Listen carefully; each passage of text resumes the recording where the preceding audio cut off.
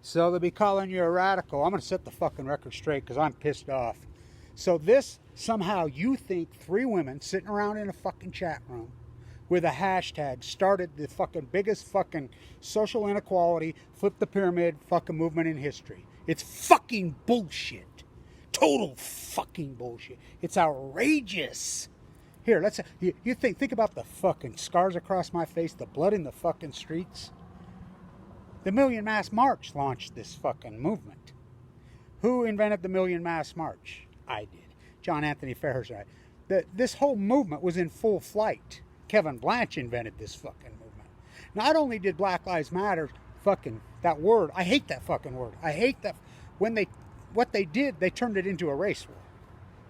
So by you guys attaching, saying that Black Lives Matter is this movement, has caused more fucking, and history will play it out this way. History will play it out that by you guys saying that these 3 women in a chat room named it this has caused more damage to this movement than it ever helped this movement.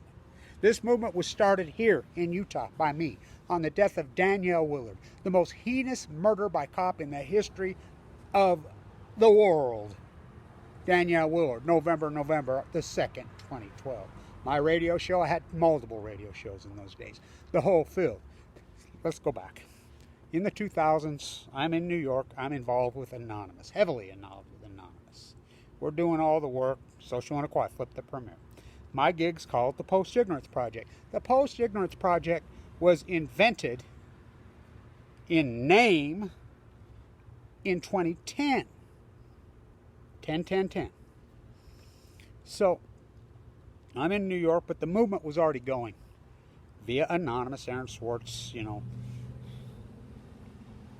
my movement, Kevin Blanch, the Post-Ignorance Project. So, it evolves, Fukushima happens, which, by the way, the Post-Ignorance Project, paramount in the beginning of Occupy. Paramount, I mean, play back the tape.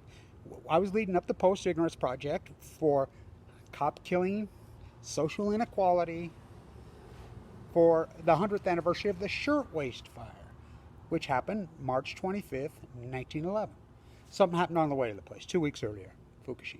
Everybody's like, Fukushima mad. The people that started Occupy, I was paramount with Occupy. I disagreed with them squatting in Lower Manhattan. I said, no, we're going to do it in D.C. We're going to do it in D.C. We're going to do it in D.C. Play back the tape here. So I get leukemia on 11/11. I get cancer. I'm in a bone marrow transplant center. Well, I'm in the bone marrow transplant center, fucking dying, in early 2012, January 2012, the shootout here on Matthew Stewart. That nightmare happened. Now this is important. The cop kill innocent people, capital of the world is Utah. It's unarguable. So I had all the field. Radio shows, I'm everywhere. I had, you know, UCY TV, the Post-Ignorance Radio. I had my show at Weber State University. I'm going crazy. And by the way, the term Black Lives Matter, I'd used it in 2009, play back the tape. And in 2010, the word had been fucking put all over. Think 3 women just in a hash. History's going to look back. And not only you stamping this and saying that this movement is Black Lives Matter, not only is it a total fucking lie, it's going to fucking play out in history that it hurt the movement, did not help the movement. Look, this whole movement was called the Post-Ignorance Project. Then, John Anthony Fairhurst and guys, they were planning their free. Martin Luther King's Million Man March was coming up. The 50th anniversary in August 2013. Well, in 2012, all kinds of murders were happening here in Utah. And Danielle Willard was killed November 2nd, 2012. That's when this whole movement really took off in earnest. So everybody's like, well, Kevin, so my movement, I moved to D.C. I'm going to do it in D.C. 2012. So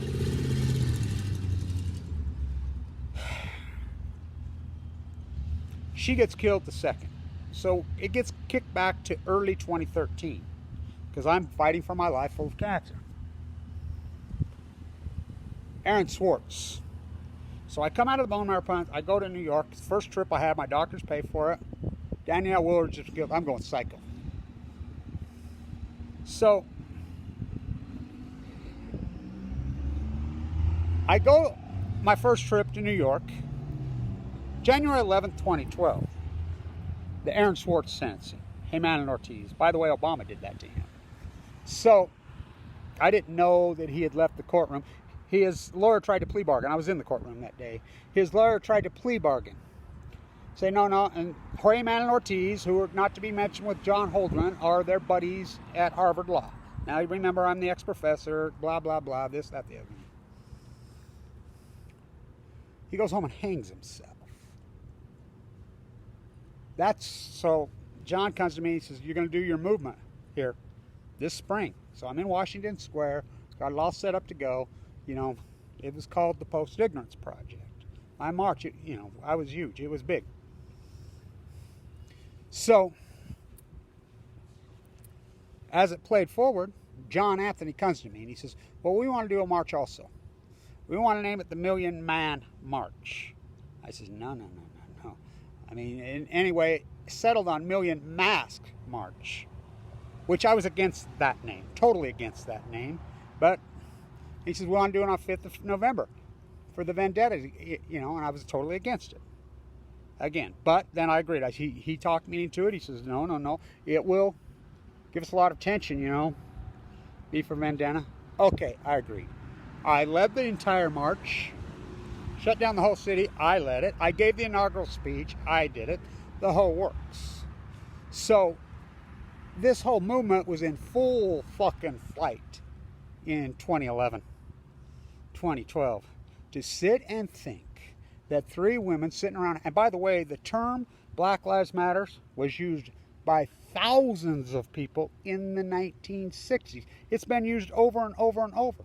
To sit and think they hashtagged it, is a fucking total 100%. It's a disgrace to a guy like me, full of AML leukemia. You think I was born with these scars across my face? You have no idea the street fucking activism, the fighting in city council meetings, in fucking hearings, in fucking legislative bodies, in the Utah State Capitol, in the New York State Capitol, in the freaking halls of DC. You have no clue the work that's gone into this. Fighting fucking police brutality. And again, I cannot overstate this. The police kill innocent people, capital of the world. I'm standing in it right now. Born and raised in it is Utah. Unarguable. It's not even close. There were one yesterday. There was one the day before. Over and over. It was based on the murder of Danielle Willard in 2012, 22. It was invented by Kevin D. Blanch.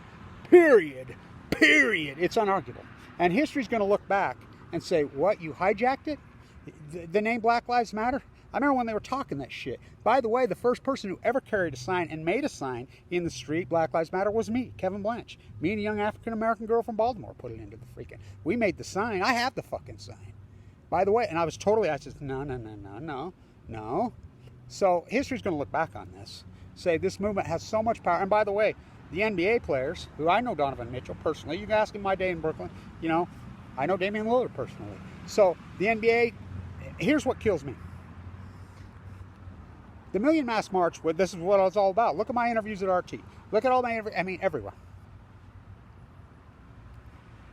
With 7 million fucking people. It was gigantic. How come no media then?